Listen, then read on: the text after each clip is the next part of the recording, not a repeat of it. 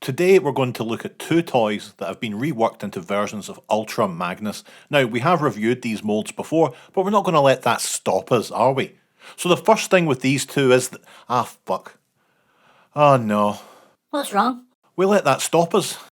What? You know I said we reviewed these toys before, but we wouldn't let that stop us? Yeah? Well, it did. It stopped me. Look, I'm stopped. Well, why don't you just start again and not mention that you've reviewed these toys already?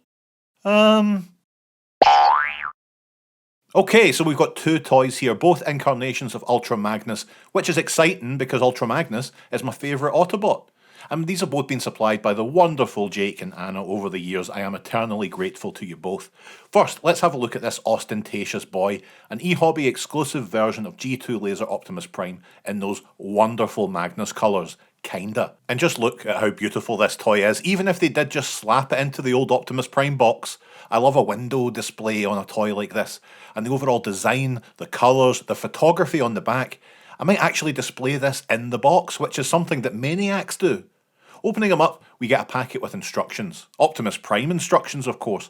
A little Optimus Prime card, and look, the stickers are all Optimus Prime as well. Okay, that's not important. Okay, it's fluff. Fluff stuck to the navel of an otherwise lovely big belly. Big difference between toys that some channels may have looked at in the past and Magnus here is that Magnus here has electronics, lights in the front of the cab and in the robot's hand. But in a cruel twist of fate, these no longer work on this boy. But I watched them working on YouTube and they are pish anyway. Who needs electronics when you have this light piping? Perhaps the best light piping. Maybe outside of a Turbo Master anyway. You can see the wire here in the elbow joint. I think it would be pretty easy to take it apart, see if something's just come loose, but the very idea of me actually doing that is so absurd that I did a big laugh.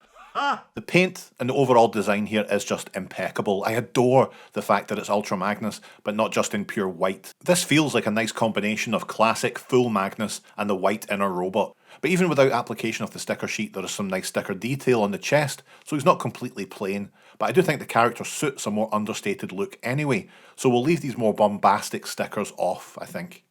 The toy itself is just great, chunky, clickety joints, a fun range of motion once you add the sword in, light effects or not.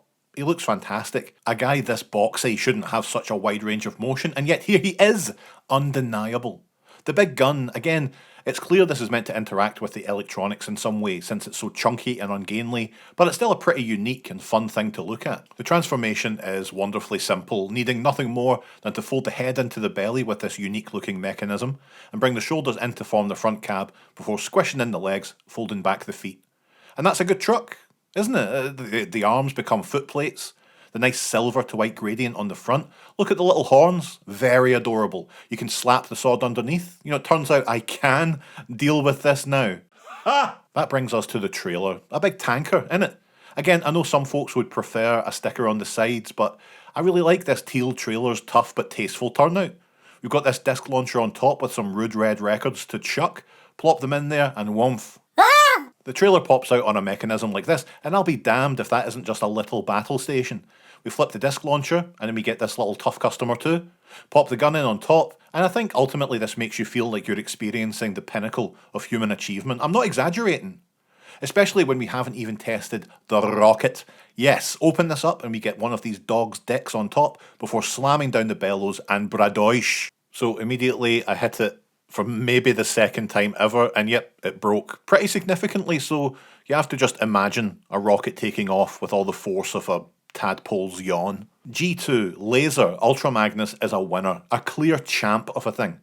Yet another testament to a colour scheme working so hard as to make you forget that you've already reviewed. Careful. Okay, up next is another toy that was destined to become the big stick in the mud we all know and love with Ultra Mammoth. It's at this point in the video I think, wow, that could have just been a video on its own. Hardly done quick, is it, Gavin?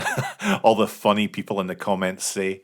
Ha! So immediately, the box may be, to some of you, less exciting than Lazer Magnus there, as this is a Transformers Collectors Club exclusive from 2013, a redeco of Beast Wars Neo Big Convoy. Immediately, I am smitten with these colours they've gone with. Again, this kind of teal aqua vibe. I do love Big Convoy's mustard brown gradient, but this is such a look. I love it. A few things we can do in this mode. We can move the tail up and down. Okay. We can pull back the lever on his head and the trunk curls up. Okay.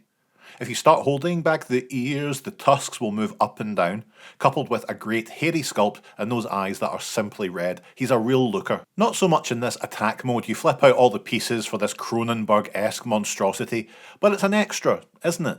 Annoyingly, you can't keep the side missiles hidden in beast mode like you can with Big Convoy, but with luck you'll never have to see this specific attack mode ever again. There's a lot of flopping around and moving plates in the transformation. It's not something I actively look forward to transforming, but it's nowhere near as bad as folks like to make out, and satisfying once everything's in the right place, or at least the way I like it. Don't start. Again, that ice white coupled with the large chunks of teal and red works so well, accented with the silver, it's a peach. Not the most robust in terms of movement with all these big pieces hanging off him, but he's here to look good, and he does that. I think, yeah, hands down, my favourite Prime adjacent head sculpt. Very big and bold, little horns you can fold in if you're insane. He's my kind of guy. You can fold these tonfa out from his forearms, fire missiles from his legs here, and check out all that detail in the shoulders. Ow! Speaking of detail, or detail, if you're that way inclined, we can open up the chest for this swish matrix, which has 5mm pegs, so get that over to Siege Prime immediately. The big cannon slapped over the shoulder, the very soothing, beautiful colour scheme, this toy absolutely kicks my balls underneath the couch. Lovely stuff. With the new big convoy on the way, I have to say, he's got big hooves to fill. No wait, mammoths don't have hooves, that's daft.